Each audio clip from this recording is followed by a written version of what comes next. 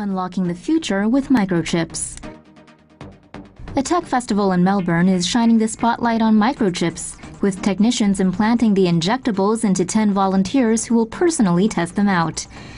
The microchip is roughly the size of a grain of rice and is capable of holding only one access code and limited information. The tiny device is typically injected in between the thumb and forefinger using a needle as thick as those used in body piercings.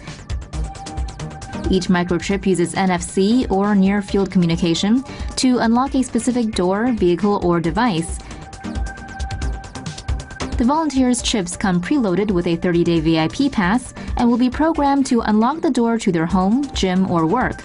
Alternatively, it can also function as a public transportation pass.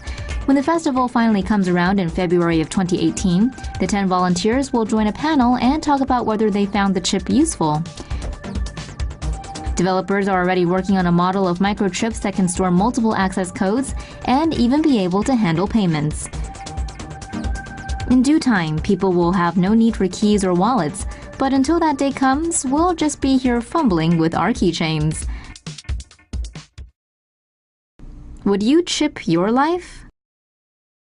Employees at a Swedish office complex use microchips implanted in their hands to access doors and copy machines. Hundreds of people working at a Swedish tech business incubator can choose to inject a radio frequency identification microchip into their hand. The microchip provides quicker and more reliable employee authentication at Stockholm's Epicenter office complex. The chip is contained within a tiny capsule about the size of a grain of sand. Inside the capsule is a copper antenna coil, a capacitor, the microchip, and a glass casing. The capsule is inserted into the layer of skin between the thumb and index finger. When the chip is scanned, it transmits a unique binary number that acts as a password. Employees can use the chip to operate the building's front door and their own office space. Employees can also activate the building's copy machines by scanning their microchip. Eventually, employees may be able to pay for food in the office cafeteria, as well as access their private computers with the implanted microchip. Australian biohackers implant RFID chips under their skin. A brave and increasing number of biohackers in Australia are implanting microchips in their hands that allow them to remotely unlock doors and perform other tasks. The microchips are roughly the size of a grain of rice. The chips employ either RFID or NFC technology. RFID, or radio frequency identification, is a one-way communication system. RFID receivers can read data stored on the chip even at a considerable distance. RFID chips can be used to replace identification badges to unlock secure doors. NFC stands for near-field communication. This technology can be used for two-way communications but has a maximum operation range of 10 centimeters. An NFC chip can integrate multiple contact details and transfer them to a receiving device. It can also store complex medical data and share that information with hospitals.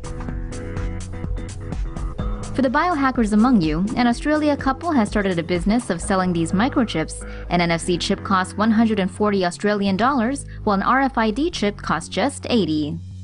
Science fiction is becoming fact, and we're not sure we like it. A tech firm in Wisconsin is about to become the first company in the US to give microchip implants to its employees. 3 Square Market, which designs software for vending machines, says more than 50 of its workers have volunteered to have the devices fitted. The microchips are about the size of a grain of rice and will be inserted into the skin between the thumb and forefinger.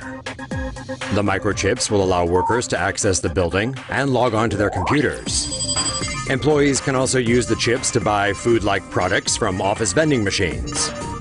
The purveyors of this dystopian technology claim there is no GPS function and it won't be used to keep tabs on employees.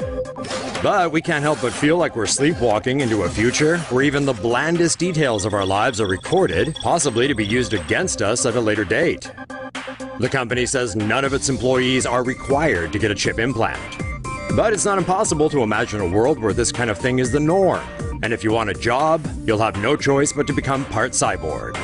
Just because something tech-related is possible doesn't mean we have to do it. Pay your fare using only your hand. Are you one of those people that's always losing stuff like keys and tickets? Well, Sweden has found the solution.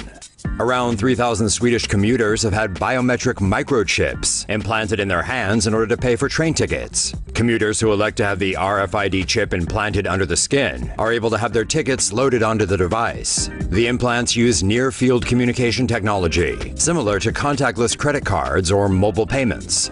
When activated by a reader device a few centimeters away, information can be transferred between them using magnetic field induction. The train conductor then scans the microchip with a smartphone to complete and verify the ticket transaction. An estimated 20,000 people in Sweden already have implants and are using them to swipe in and out of the office and to pay for food.